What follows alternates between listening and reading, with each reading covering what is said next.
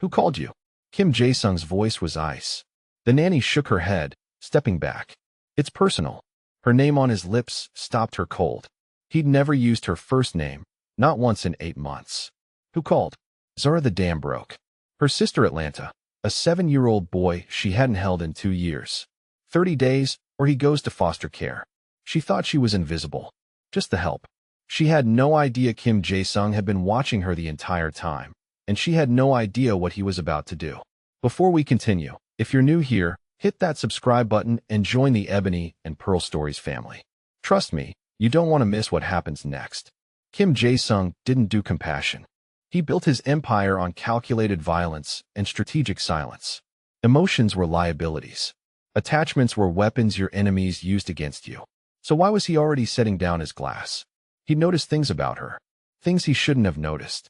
The way she hummed old gospel songs while folding his daughter's clothes. Melodies that sounded like her grandmother's voice trapped in her throat. Her fingers moving through So Young and Minji's hair in intricate patterns that looked like prayers. How she flinched when his security detail walked too close, then covered it with a smile that never reached her eyes. The fresh bruise on her wrist 3 weeks ago, hidden under long sleeves, never explained. She was beautiful in a way that unsettled him. Not the polished surgical beauty of the women in his world, but something raw and unguarded. Natural hair framing her face in soft coils. Dark skin that glowed under the kitchen lights when she thought no one was watching. Eyes that held stories she'd never tell. Eyes that were now swollen with tears he could hear through walls built to keep out everything. Jae-sung's hand went to the Glock in his desk drawer, then stopped. This wasn't that kind of threat. This was worse. He moved through the house like a ghost. Years of criminal tradecraft made him nearly silent.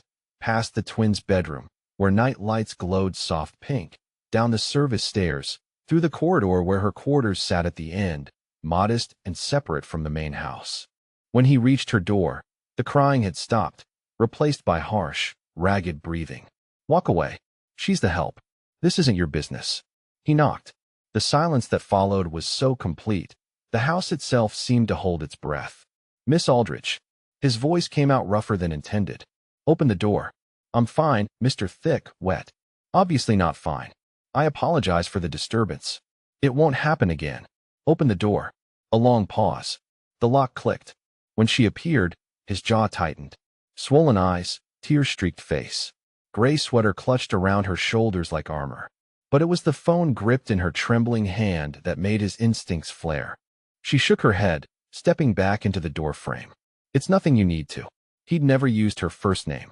8 months, and she'd been nothing but Ms. Aldrich. A title, a barrier. Now that barrier crumbled with a single word. Zara. The dam broke. My sister. The words came out strangled, torn from somewhere deep in Atlanta. She's been raising my son. I haven't seen him in 2 years. I send money every month. I call every week. But tonight, she said. Her voice cracked. Shattered. She said if I don't come get him in 30 days, she's putting him in foster care. She can't handle him anymore. He's acting out. He's angry. And he keeps asking. As Sab escaped. He keeps asking why I left him. Jae-sung's world tilted on its axis. She had a son. How old? She wiped her face with shaking hands, but the tears kept coming. His name is Marcus. I came to Korea because the pay was 10 times what I could make back home. I thought I could save enough to bring him here, give him a real life. But the visa complications, the legal fees, the lawyers who keep taking my money and delivering nothing. Her voice broke completely. It's taking too long, and now I'm going to lose him. Why didn't you tell me? Her laugh was bitter. Hello, broken. Tell you. She looked at him like he'd spoken another language. Kim Jae-sung, you barely acknowledge I exist. I'm the help. I take care of your daughters. I keep my head down. I stay invisible. Her eyes met his red-rimmed and raw. That's the job.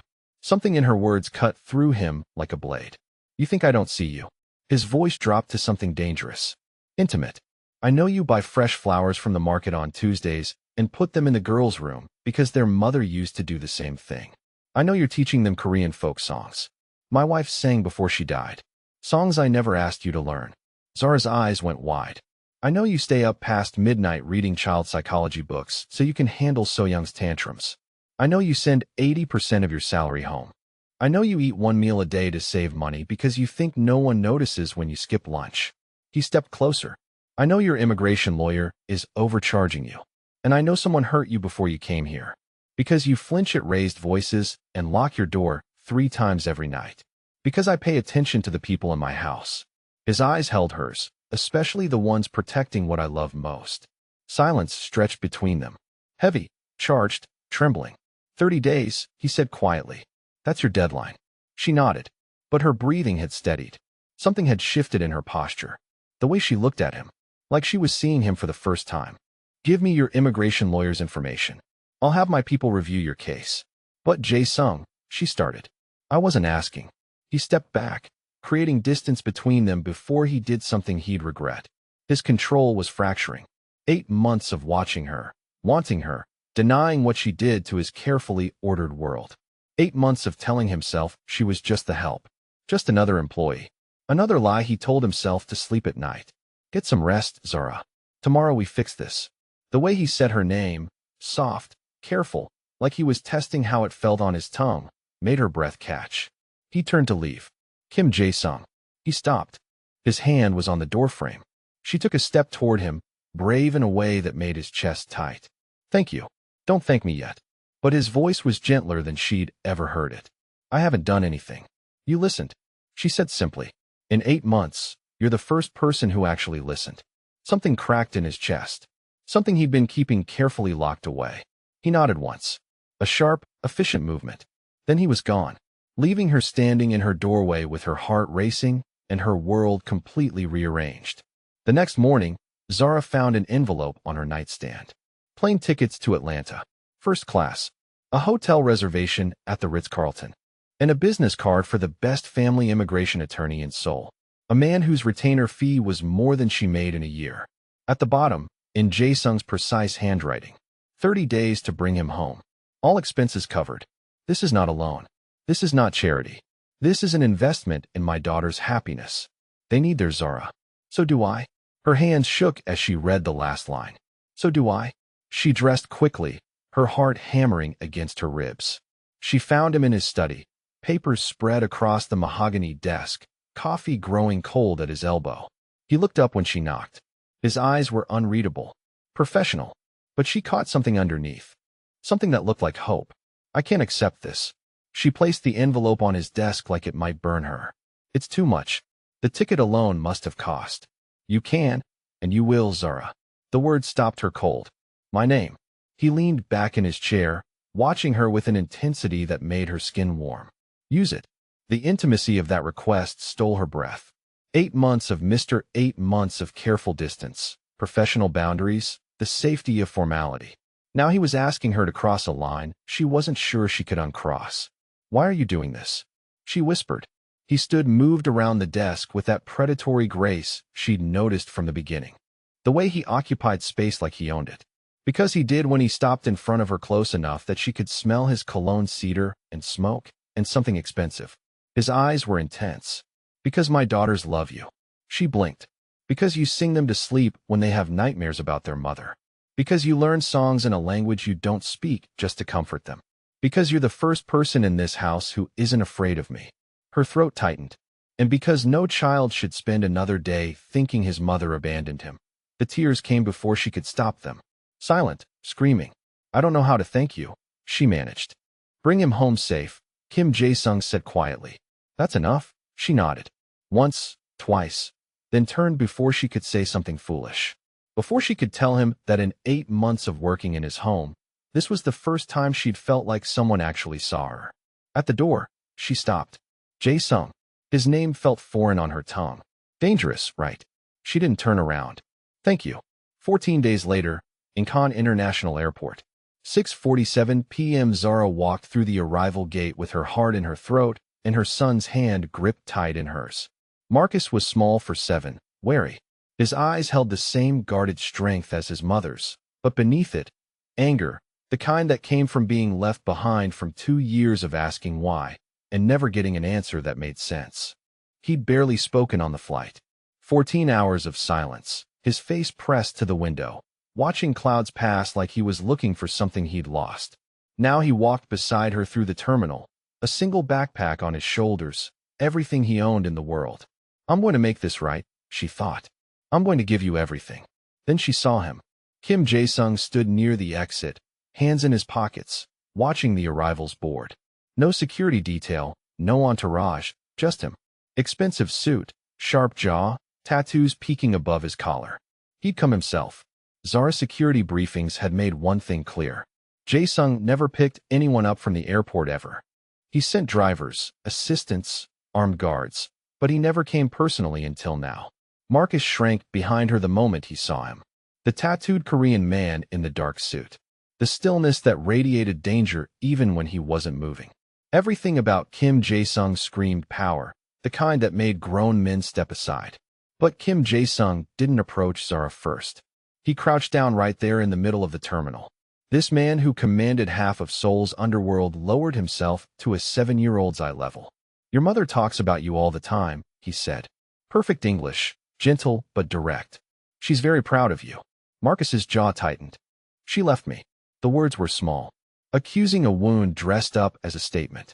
Kim Jae-sung didn't flinch. She did, he agreed. No sugarcoating. No empty comfort.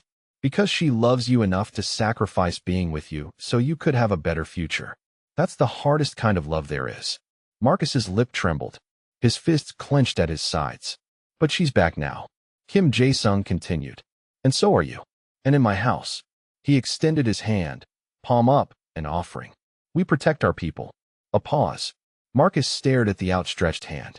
This stranger, this powerful, terrifying man kneeling on an airport floor, offering him something no one else ever had. Protection. Slowly, carefully, Marcus reached out, his small fingers wrapped around Kim Jae-sung's deal.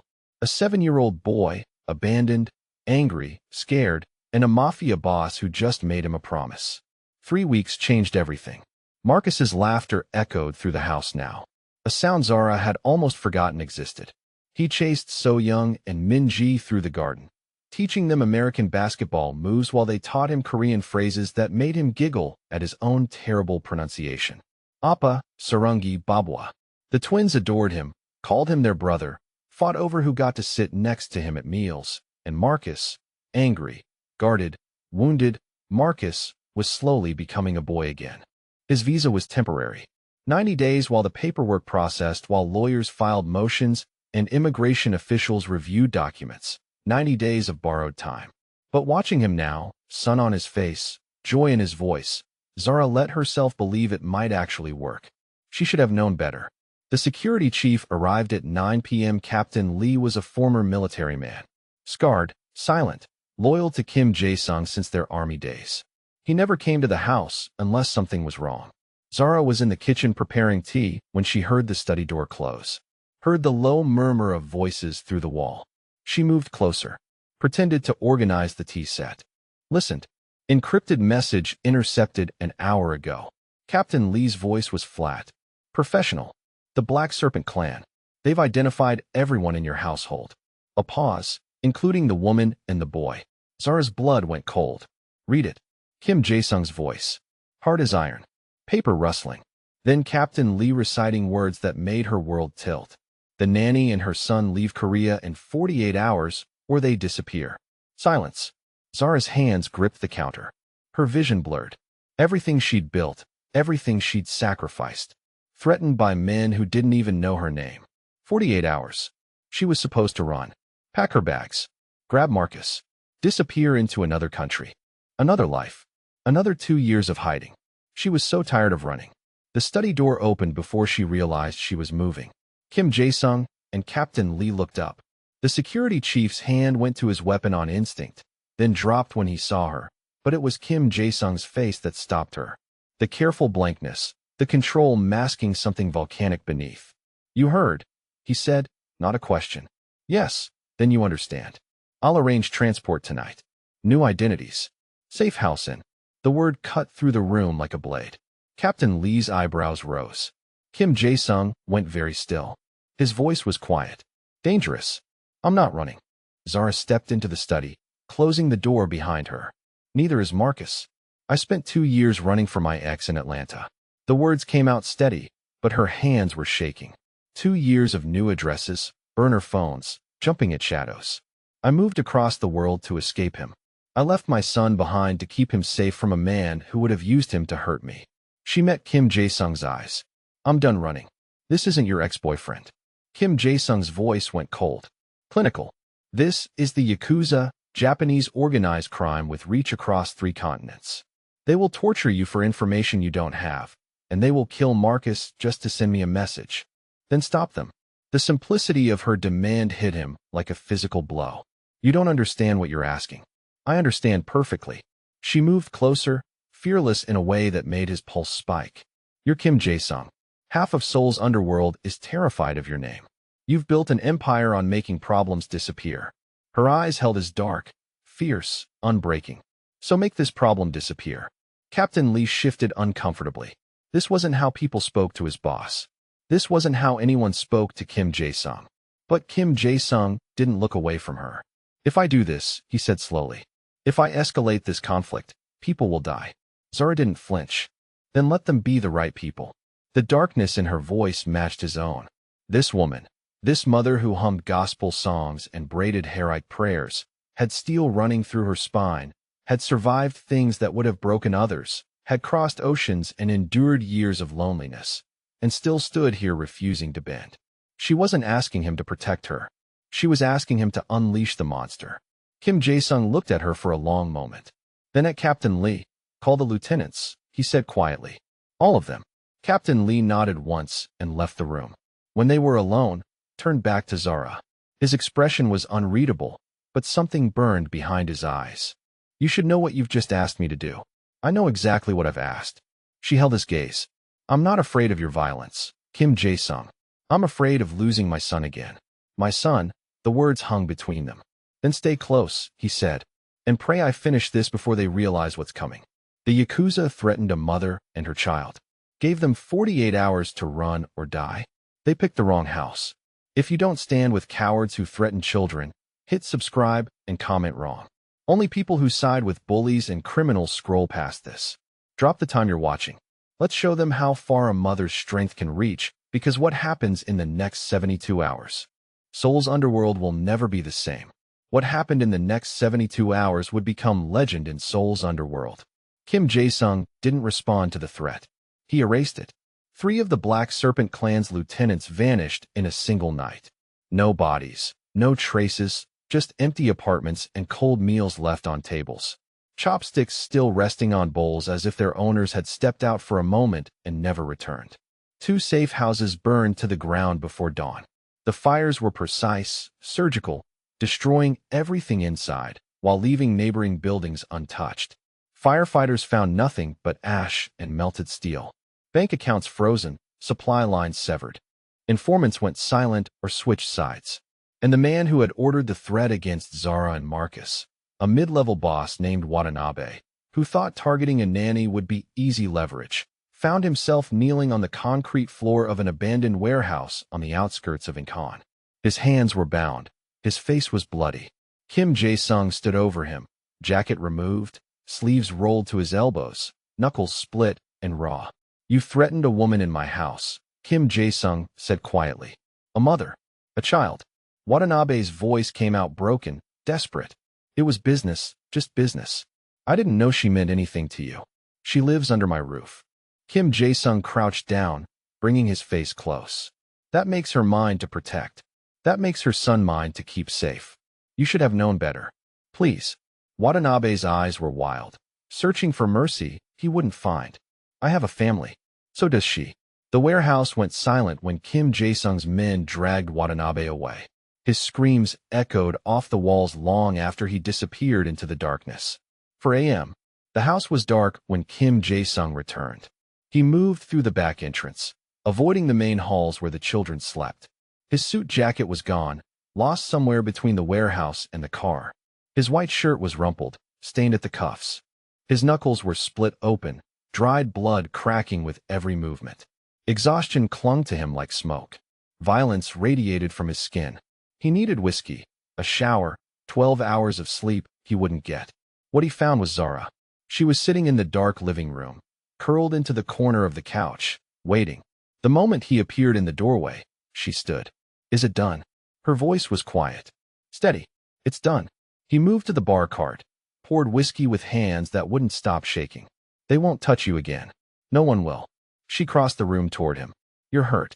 I'm fine, Kim Jae-sung. Her voice gentled, and something in his chest cracked at the sound of his name on her lips. Let me see. She reached for his damaged hands. He caught her wrists, not hard, but firm enough to stop her. His grip was careful, controlled, even as everything inside him threatened to shatter. His eyes met hers, and the hunger there stole her breath. Zara, desperate, barely contained. Because if you touch me right now, he said hoarsely, I won't be able to stop myself from. He cut himself off, jaw clenched, fighting for control. He was rapidly losing. From what? She whispered. The air between them crackled from showing you exactly how deeply you've gotten under my skin. Zara's heart slammed against her ribs. She should step back. Should remember that this man had just spent 3 days dismantling a criminal organization. Should remember the blood on his hands, the violence in his past, the danger that followed him like a shadow. But she'd spent her whole life stepping back, being careful, being invisible. She was done being invisible. Maybe I want you too, she said softly. His control shattered. Kim Jae-sung pulled her against him, one hand sliding into her hair, the other wrapping around her waist as his mouth found hers. The kiss was desperate and claiming and inevitable, like they'd been drowning and finally found air. She kissed him back like she'd been starving for this. Her hands fisted in his blood-stained shirt, pulling him closer, erasing every inch of distance between them. When they finally broke apart, both breathing hard, his forehead rested against hers. I don't do relationships, he said hoarsely. I don't do soft. Everything I touch ends in violence. I'm not afraid of your violence. Her hands cupped his face, thumbs brushing his jaw. I'm afraid of not having you at all, Zara. I love you. The words came out fierce, unashamed. I know that's insane. I know your world is dangerous, but I've been drowning for years, and you're the first person who taught me how to breathe again. His grip on her tightened. I'll destroy anyone who tries to hurt you. The promise was a vow, low and absolute. You and Marcus, you're mine now. Do you understand? Mine to protect, mine to keep. Yes, she breathed. He kissed her again, slower this time. Reverend, I love you too, he whispered against her lips. God help us both. He burned down safe houses, made men vanish, brought a criminal empire to its knees. All for her. Let's see how far this story reaches. Because the storm is over. But what comes next? That's where everything changes. Morning light spilled through the windows, soft and golden. Marcus padded down the stairs in his pajamas, rubbing sleep from his eyes. He'd heard voices last night, low murmurs, movement, but hadn't investigated. He was learning that in this house, some things were better left alone.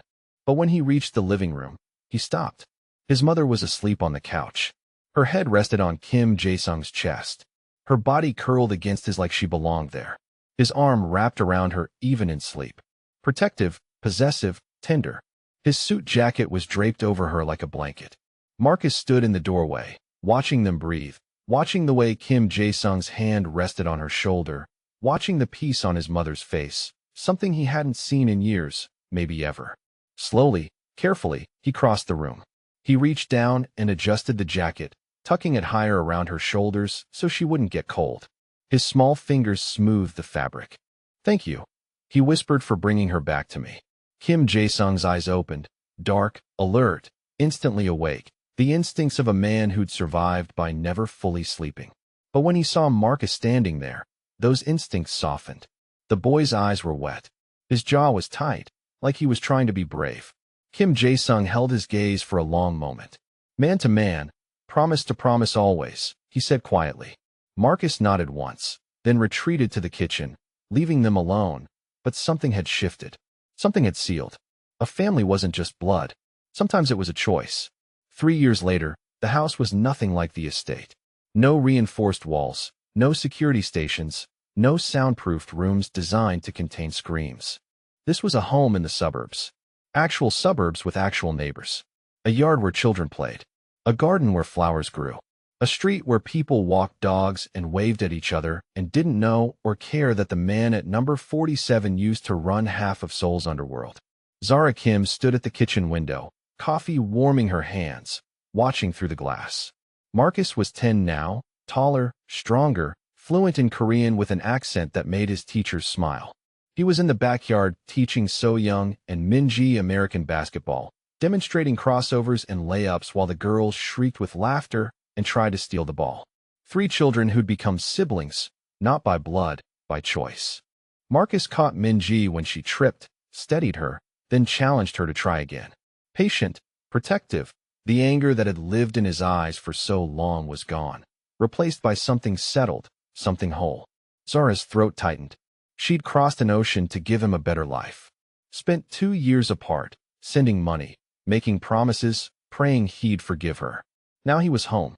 Now they all were, arms wrapped around her from behind. Kim Jae-sung, fresh from his morning coffee, still warm from sleep. He pressed a kiss to the curve of her neck, and she leaned back into his chest, into the solidity of him, the certainty. Happy, he murmured against her skin. She watched their children through the window, watched Marcus spin the basketball on his finger while So Young and Minji applauded, watched the sunlight catch their laughter. Turn it golden completely, she whispered. He'd chosen this. The man who built an empire on violence and silence had walked away from the throne, not because he was weak, but because he'd found something stronger than power, family.